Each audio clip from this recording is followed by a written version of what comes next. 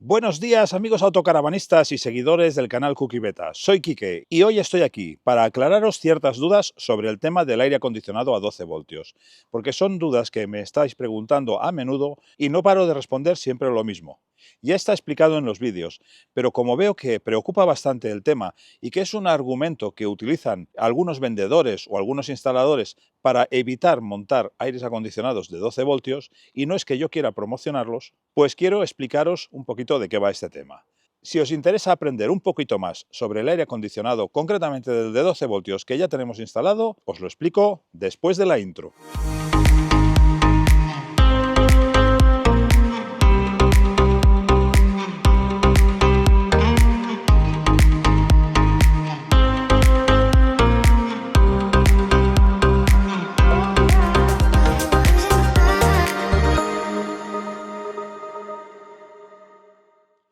Bueno, pues estoy aquí para desmontar esos mitos en contra del aire acondicionado de 12 voltios. Lo primero que quiero decir es que yo siempre he dicho que no tiene por qué ser mejor el aire acondicionado de 12 voltios que el de 220. En cuanto al tema de rendimientos, ya hice una tabla en la que se explica todo esto. En cuanto a la capacidad real de enfriar, si enfría mejor un aire acondicionado de 220 o uno de 12 voltios, todavía estamos por probarlo. Las pruebas que he hecho con el aire acondicionado en condiciones de bastante calor, pero sin llegar a esos límites de los 38 y 40 grados que podemos alcanzar en verano, sí que lo he podido probar con temperaturas de entre 29 y 30 grados. Recientemente, después de la feria de Xanadu. Y ahora os explicaré qué tal me ha funcionado el aire. Y como es bien cierto, yo no he tenido un aire de 220 voltios para poder comparar durante un día entero de calor, por ejemplo, cuál da mejor rendimiento. Pero desde luego, hasta el momento, yo me siento satisfecho con el rendimiento del aire de 12 voltios y no es porque me conforme, sino porque me ha parecido que funciona muy bien. Bien, uno de los argumentos que utilizan, ya sean vendedores o instaladores, para intentar vender un aire acondicionado de 220, preferentemente antes que un aire de 12 voltios, y ojo, no les estoy culpando porque cada uno vende lo que quiere, lo que le interesa o en lo que cree. Para saber vender, creo que primero hay que creer en el producto. Pero lo que no podemos tampoco hacer es demonizar otros productos, a veces por falta de conocimiento, o porque lo que ha habido hasta ahora en aires acondicionados de 12 voltios no era de suficiente calidad. Yo he confiado desde el principio en este aire acondicionado, en el Bergstrom, el Open Air de Bergstrom, porque vi que las características eran muy diferentes de los que había hasta ese momento, hasta que yo descubrí esta marca hace aproximadamente un año. Y uno de los argumentos que no solamente, ya digo, vendedores, técnicos, instaladores, sino también los propios usuarios exponen, sin haber tenido a lo mejor un aire de 12 voltios, es el grosor de los cables que son necesarios para ir desde el techo hasta la fuente de alimentación, que es la batería. Dicen que el cableado es grueso, muy grueso, y por un lado alegan la dificultad para pasar ese cableado desde el techo hasta la parte de batería, y por otro alegan que es un cable muy grueso, el necesario para aguantar la tensión de 12 voltios a 56 amperios como máximo, que es lo que requiere este aire. El comentario, cuando se argumenta esto, es el siguiente. Te dicen, madre mía, el cable que hay que pasar desde el tejado hasta la batería, es que es un cable súper grueso, es una pasada. O sea, es este cable. Ahora os lo enseñaré en comparativa con otras medidas de cable, y me diréis, claro, yo lo que argumento para desmontar esta teoría es que el cable de 220 voltios, la manguera, lo que se llama manguera de 220 voltios, que es el típico cable que lleva 3 cablecitos dentro, el neutro, el tierra y el fase, también es bastante grueso. Y os voy a demostrar que tiene el mismo tamaño de grosor que el cable de 12 voltios que utiliza el Open Air de Bergstrom, o cualquier aire acondicionado a 12 voltios. Bien, aquí os lo voy a demostrar para que veáis. Esto es un cable de 6 milímetros cuadrados. Este de 16 milímetros cuadrados. Este de 25 milímetros cuadrados. Es el que utiliza el aire Bergstrom de 12 voltios. Este es de 35 milímetros cuadrados. Y no tengo de 50 para demostraros lo grueso que es. Tampoco tengo de 10, que es el que hay entre el de 6 y el de 16. Pero sí que tengo este negro, que es el cable, es la manguera de 220 voltios. Para que lo veáis, un enchufe. Y es de aquí donde he querido hacer la comparativa. Bueno, pues como podréis ver aquí, el grosor del cable negro o manguera de 220 voltios es prácticamente idéntico al de 12 voltios y 25 milímetros cuadrados.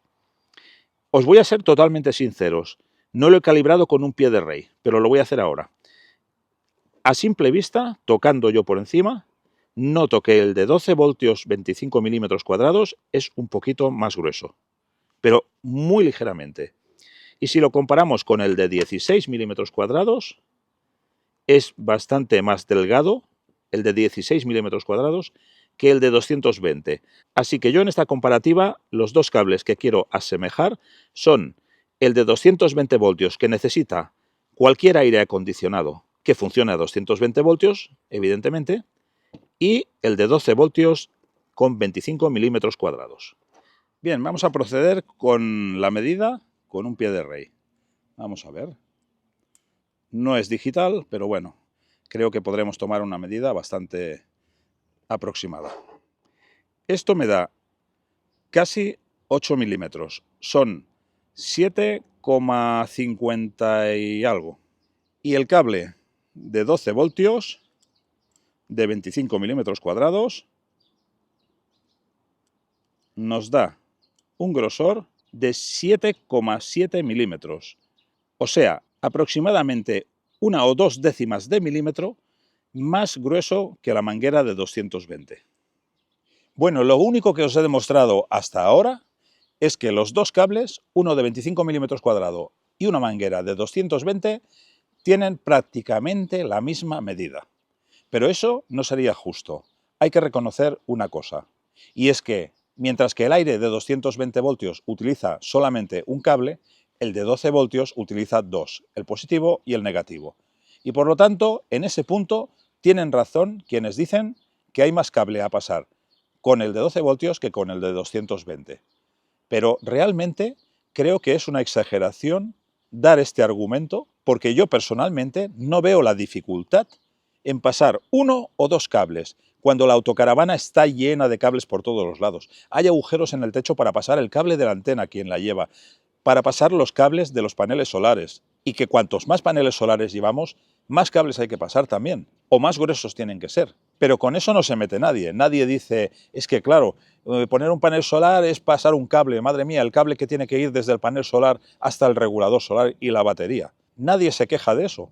Por lo tanto, creo que el argumento de los cables, para zanjar ya la discusión en relación a los cables, es esta. Mi argumento, tal como lo expongo, es esto. Espero que os sirva. Y con esto no quiero tumbar ni echar por tierra los argumentos de gente que son profesionales, no como yo. Pero como usuario, a mí también me han argumentado esto. Y a mí me ha parecido que no era, desde luego, un problema ni para mí ni a la hora de hacer la instalación. ¿Qué más me da que pase un cable o que pasen dos?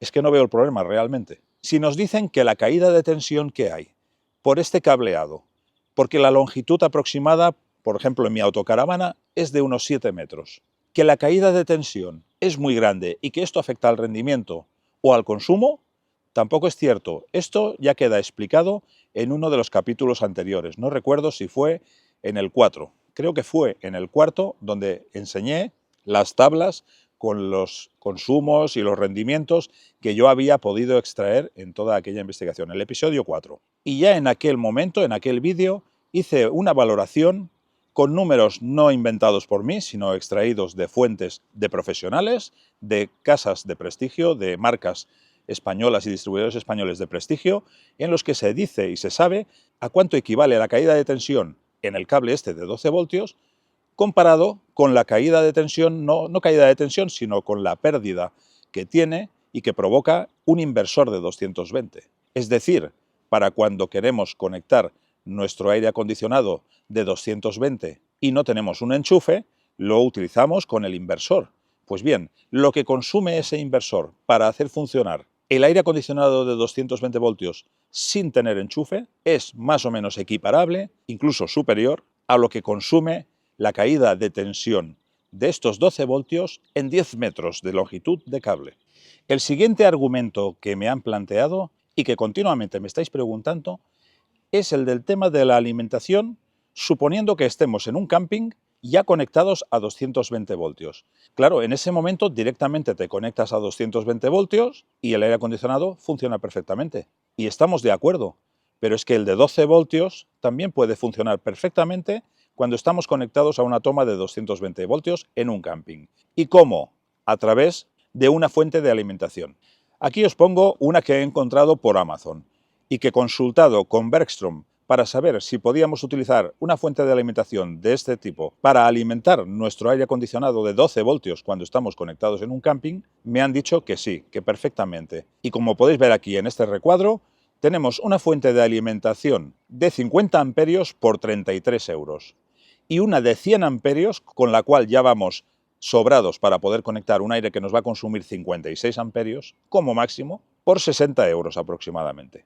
Esta es la fuente de alimentación que, si estamos conectados en un camping, nos permitirá transformar la electricidad de 220 voltios del camping a 12 voltios que necesita el aire acondicionado sin pasar necesariamente por la batería. Porque claro, el problema que nos dicen es que, claro, yo estoy en un camping conectado a 220 para todos los servicios de la autocaravana, pero el aire acondicionado, como es de 12 voltios, me va a estar chupando corriente. Y es así, es verdad. Y yo ya dije en el episodio 4 de los aires acondicionados que quien tenga un cargador que supere el consumo del aire acondicionado no deberá preocuparse por esto, porque a medida que el aire acondicionado vaya consumiendo amperios, en este caso pongamos 50, se irán restituyendo en la batería a través de tu cargador si este también da 50 amperios. No acostumbra a ser lo más usual tener cargadores de 50 amperios en las autocaravanas. Los que tenemos, como yo por ejemplo, un Victron Multiplus que puede cargar hasta 70 amperios y los hay que cargan hasta 80 amperios hora, pues evidentemente no nos preocupamos, porque por mucho que chupe el aire, nunca va a entrar en funcionamiento la batería, sino que va a ser el propio cargador quien asuma esos 50 amperios y aún le sobran 20 para cargarme la batería.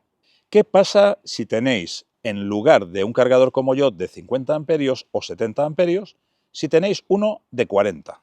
Como por ejemplo hoy me ha comentado Xavi, un seguidor, que él tenía esta duda y lo estaban hablando con su esposa precisamente, que esta duda le preocupaba. Si mi cargador es de 40 amperios, ¿qué pasa entonces con el aire acondicionado? Pues es muy sencillo. Tú conectarás tu autocaravana al camping y estarás cargando la batería a ritmo de 40 amperios, o posiblemente menos, porque hay que tener en cuenta también que al calentarse el cargador no va a dar 40 amperios, posiblemente dé entre 35, 33 o 35 amperios, pero vamos a redondear para demostraros la cosa con números más fácilmente inteligibles. Si nuestro cargador es de 40, pero el consumo del aire acondicionado es de 50, pues quiere decir que nuestra batería se va a ir descargando a un ritmo de 10 amperios por hora. O sea, al cabo de 10 horas nos habremos comido una batería de litio de 100 amperios. No es tampoco lo más común ya que estemos montando baterías de 100 amperios. Muchos de mis seguidores me lo demuestran y lo veo yo, que se están tirando más a baterías de 200 amperios para arriba. Y no vamos a tener el aire acondicionado puesto durante 10 horas, creo que ni el que tiene un aire acondicionado de 220 voltios conectado en el camping lo tiene funcionando todo el día, porque al final acabas loco con el ruido que hace. Por lo tanto, el argumento del funcionamiento del aire acondicionado cuando estás con una toma de 220 en un camping, os lo he desmontado por dos lados. Uno, con el tema de la fuente de alimentación que podéis utilizar para que ni siquiera se toque la carga de la batería, y otra es que tengáis un cargador que supere el consumo que va a tener este aire acondicionado.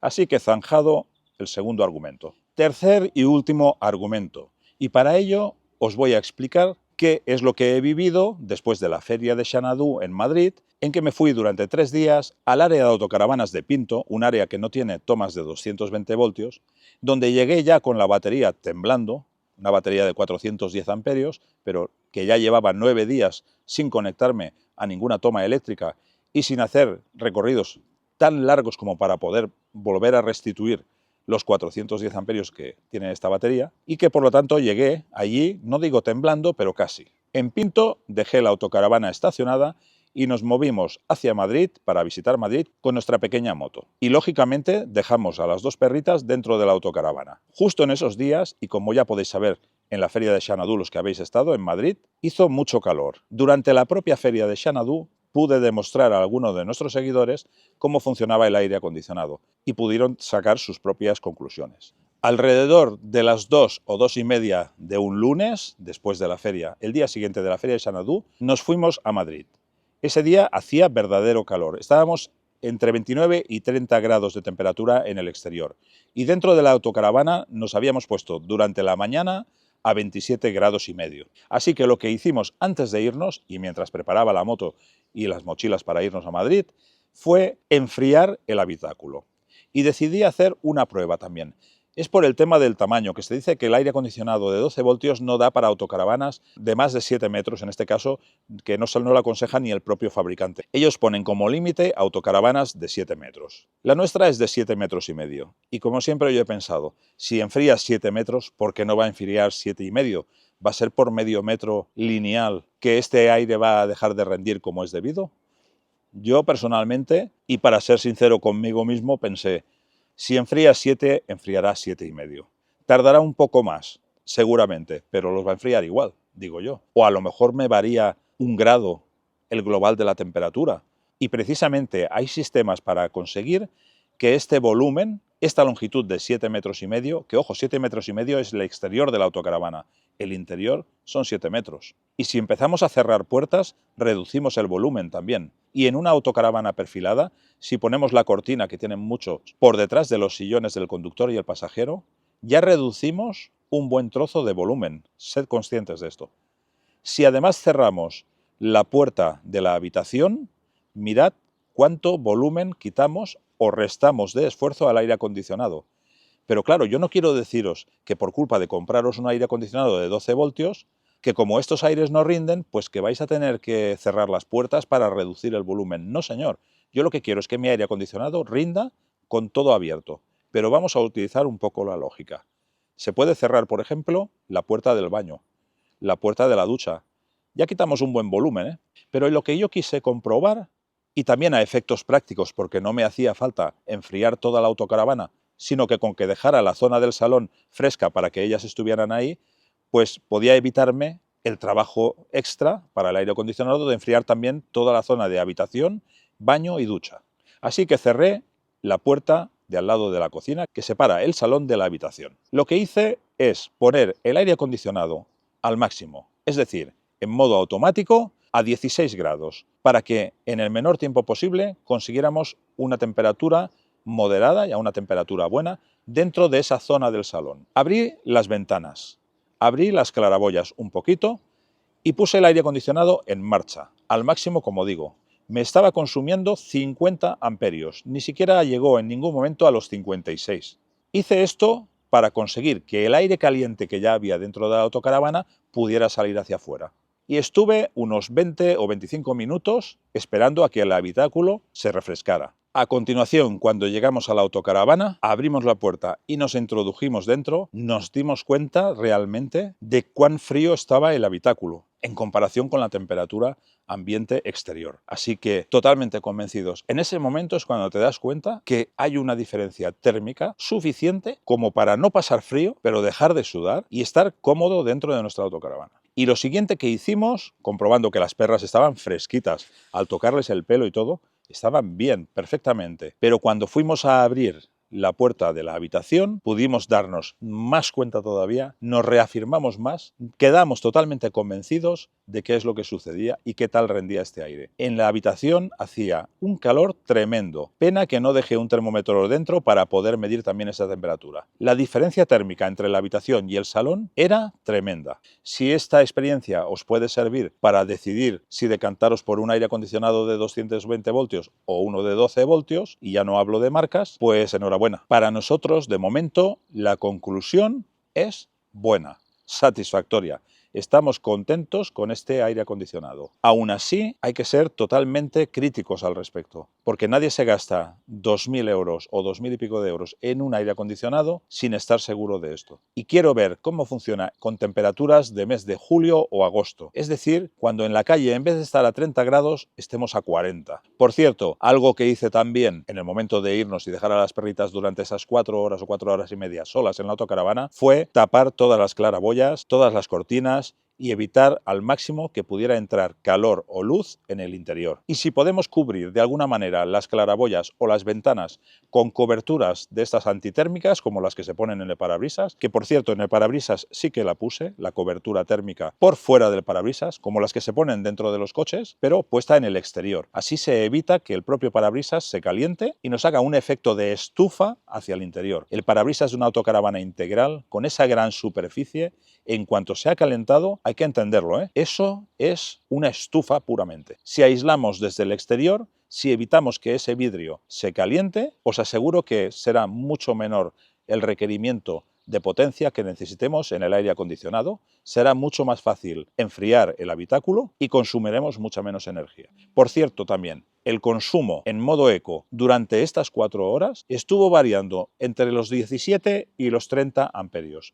Nunca fue más allá de los 30 amperios. Y los paneles solares me estuvieron dando un rendimiento de entre 15 y 20 amperios. Por lo tanto, el consumo que tuve de batería, además en un día en que me quedaba un 23% de batería solamente, y por lo cual yo ya estaba temblando, no me representó nada, gracias a los paneles solares. Bueno, sin más, solo quería hacer un vídeo rapidito, lo estoy preparando ahora y dentro de un ratito lo colgaré. Mañana es día 1 de mayo, es festivo y esta noche muchos de vosotros tendréis tiempo para verlo. Y de paso, los seguidores que tenían dudas quedarán satisfechos. Muchas gracias por mirar nuestros vídeos, espero que os guste este que os acabamos de presentar.